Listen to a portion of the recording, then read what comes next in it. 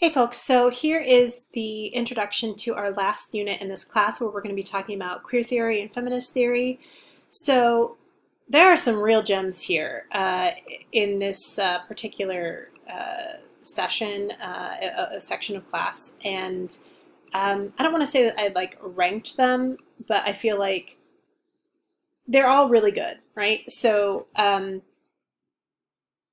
yeah, so feminist theory is basically, right, this idea of like all of the ways that society, in particular, sort of encourages a kind of hierarchy in which, in particular, white, cisgender, heterosexual, abled, moneyed men kind of determine the rules about how gender hierarchies sort of manifest, right? And so that's kind of the deal there, right? So it's not like this idea, obviously, that only women can be feminists, or this idea that people who are feminists hate men, right? Sometimes people talk about feminists, say, and I actually don't like this this hot take. I'll explain why in a second. People are like, oh, feminism is about having choices, right? Yeah, it is, but it's also about the ways that like systems of control kind of manifest to determine one's access to life choices and life chances, right? So that's really critical and key. So that's one of the reasons why I'm like, is feminism about choices, right? That just sort of makes it sound really neoliberalism, like neoliberal, like shopping or some shit, you know, like, oh, feminism or my like neon yellow pumps. Maybe, but it's actually more about like this focus on intersecting systems of oppression, right? And how that affects one's access to life chances. And so in this way, it's a lot like critical race theory and in disability theory, etc., right? So there's that. Now, queer theory is very similar, right? And this is really kind of like trying to poke at the ways that systems of hierarchy and dominance, you know, kind of reinforce this idea that there is like one way to be seen as sort of normal, healthy, and good, right?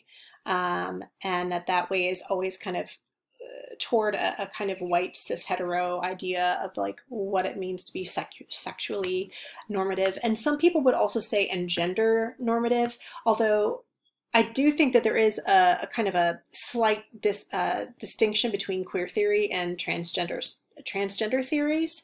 And I don't want to collapse those two because that often happens to trans theories, and they kind of get lumped into queer theory, and it's not the same, right? That's just a sidebar. Some people do kind of talk about like queering gendered expectations, but that is kind of getting into transgender theories and studies, and that's something that we are not doing in this particular class. But if that is something that you're interested in, like hit me up because I'm almost always teaching a class around transgender studies. It's my area of expertise, and I would love to have you in a class where we talk about that. So, and some of you have been in that class with me, so you know what I'm talking about, right? Okay, so yeah, like these are all pieces that I think are going to be like super cool and that are really relevant. The main character in Alice Isn't Dead is a Black queer woman who is a truck driver, and she is looking for her wife Alice, right? And so the experience that you're getting is from like a queer of color feminism. And so I try to find articles that kind of talk about that, sort of talk from that perspective. And that's kind of what the first four kind of get at. Honestly, the first four are just like a red hot fire, right? They're lovely, and any of those are going to sort of take you there. I did include Harris and Jones's Feeling Fear, Feeling Queer about the peril and potential of queer terror, because Alice Isn't Dead is kind of like a horror sort of genre. I'm less familiar with that one, but I've obviously read the other ones. So yeah, I mean, you can choose. I really love them all. The first Ahmed piece, the feminist killjoy, is kind of neat and kind of gets at like the queerness and the feminist together. But I also really love Johnson's piece about queer studies, which is like a queer of color take on queer. It's kind of like a critique of like the of some of the basically some queer theory. Not all queer theory is does equal heavy lifting, if you will. And so there's like a criticism of the ways in which sometimes queer theorists are not sort of self-reflexive. So Johnson's piece kind of gets at that, and so does Cohen's piece, Punk's Bulldaggers and Welfare Queens, the Radical Potential of Queer Politics. That piece is really lovely. Honestly, if I were going to analyze this, I would probably either do the Ahmed's Killjoy Manifesto, those pieces, or the Cohen piece. This is just me personally.